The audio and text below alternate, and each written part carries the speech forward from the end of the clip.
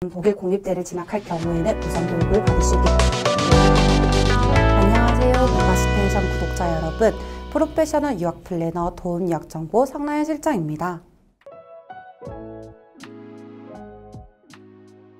독일이 좋은 이유를 세 가지만 꼽기에는 너무 적은데요. 그래도 세 가지를 뽑아보자면 첫 번째는 학비 면제, 두 번째 저렴한 생활비, 세 번째 독일 및 주변 EU 국가로 취업이 가능하다는 부분입니다.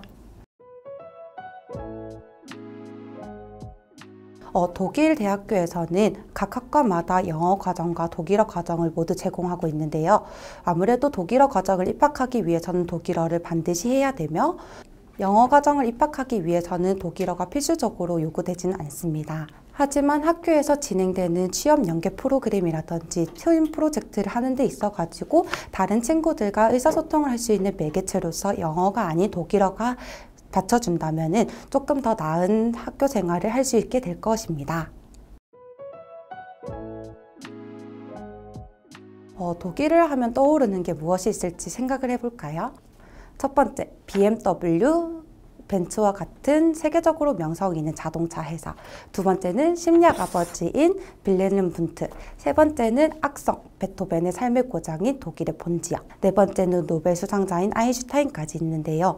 이처럼 독일은 음대 미대를 포함한 예술 분야, IT, 자동차, 건축학을 포함한 공과 계열, 심지어 철학, 인문학, 심리학까지 전 분야에 대해서 상업적인 부분이 발달한 국가입니다. 학비와 생활비 같은 경우에는 공립대학을 진학하는지 사립대학을 진학하는지에 따라서 조금씩 다릅니다.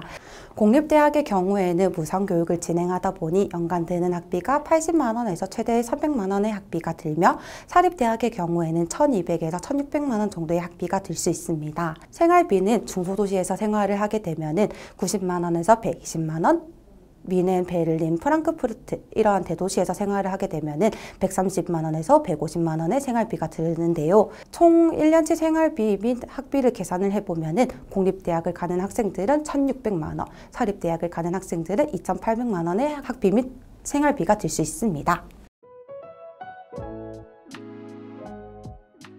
앞서 말했던 것처럼 독일 공립대를 진학할 경우에는 무상교육을 받을 수 있기 때문에 장학금 개념에 대해서 전혀 생각할 필요가 없고요.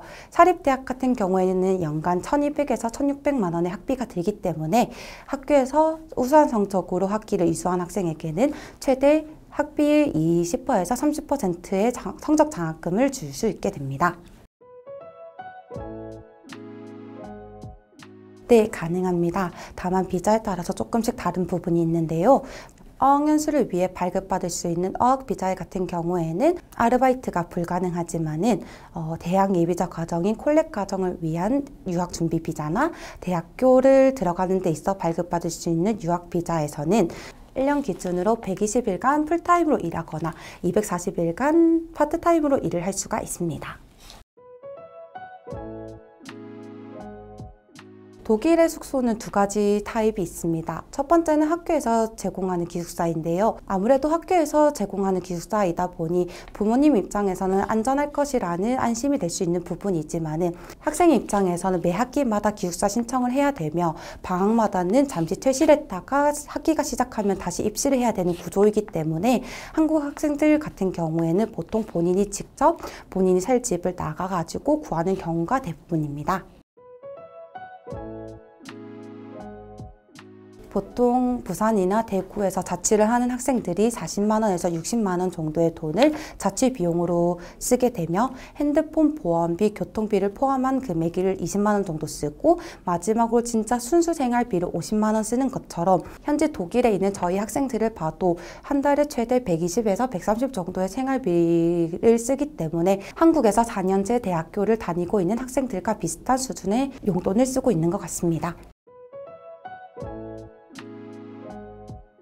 보통 한국 학생들은 본인이 가고자 하는 대학에 있는 도시에서 어학연수를 하려는 경향이 있는 것 같습니다. 본인이 대학교에 입학을 하면은 그 도시에서 최소 3년에서 최대 5년까지 생활을 하게 되는데, 그렇게 오랫동안 지낼 도시에 처음부터 어학연수를 할 필요는 없다라고 생각을 하는데요. 그래서 저는 어학연수를 위한 도시로서 하노버 지역을 추천드립니다.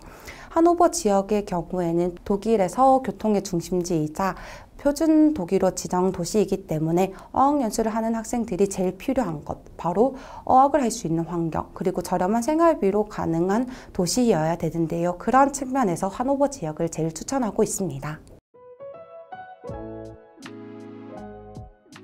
독일은 대학교를 졸업을 하면 취업 비자를 18개월을 받을 수가 있게 되는데요. 다른 영어권의 나라들도 대학교를 졸업을 하게 되면 3년짜리 취업 비자를 주는 경우도 있지만은 그 대학을 졸업했다 하더라도 취업 비자를 받지 못하는 나라들도 많은 것으로 알고 있습니다.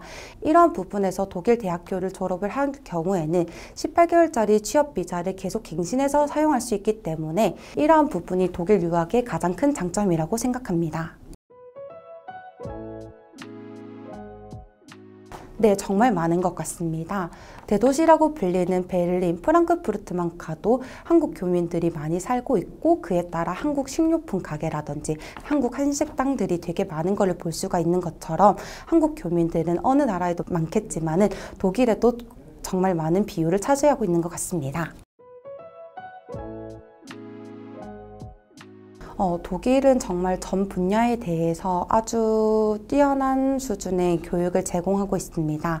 이런 교육을 무상으로 제공하다 보니까 해외 명문 대학에서 공부를 하고 싶거나 아니면 해외 대학에서 석사, 박사의 과정을 밟고 싶으나 경제적인 부분에서 부담을 느끼는 학생들에게는 무상 교육을 제공하는 독일 유학이 본인들의 해결책이자 최선책이 될 수 있을 거라고 생각합니다. 독일 유학, 저희 도움유학 정보가 책임지고 함께 하겠습니다.